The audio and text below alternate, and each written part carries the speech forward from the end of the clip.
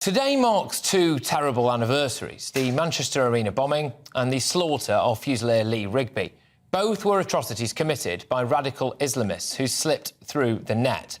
I would have thought that a man on MI5's radar detonating a suitcase full of explosives in an arena full of children, and someone who claims to have been radicalised by Anjem Choudhury hacking a soldier to pieces on the street would have been enough of a wake-up call for us to try to prevent this from happening again.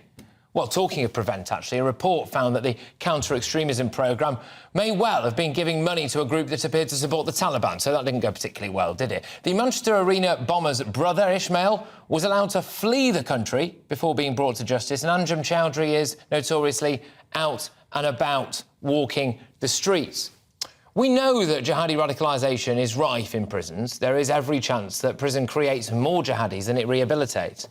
We've got people like Fishmongers Hall terrorist Usman Khan gaming the system, convincing people that he's no longer a threat, being sent out into the wild and stabbing two young people to death.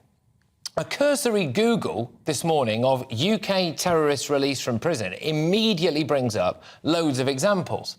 Like Karam Iqbal, who reportedly was initially denied parole. He's been released from prison just 2 months later at the end of his sentence. Now, Iqbal, who referred to himself, apparently, as the father of terrorism, was rejected for release by the parole board in October 2022, but was allowed to leave prison in December of the same year. Here's one from March earlier this year.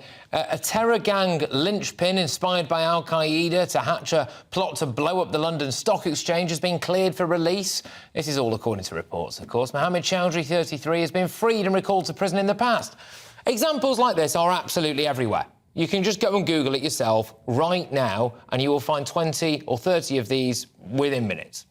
Now, I want to make this very clear, I absolutely would never want to speak for the families of the victims of the Manchester Arena bombing or Lee Rigby's family or anything like that, and that's not what I'm doing here. It's just my personal view that the best way to honour their memories would be to make sure that the same type of terror attacks don't happen again.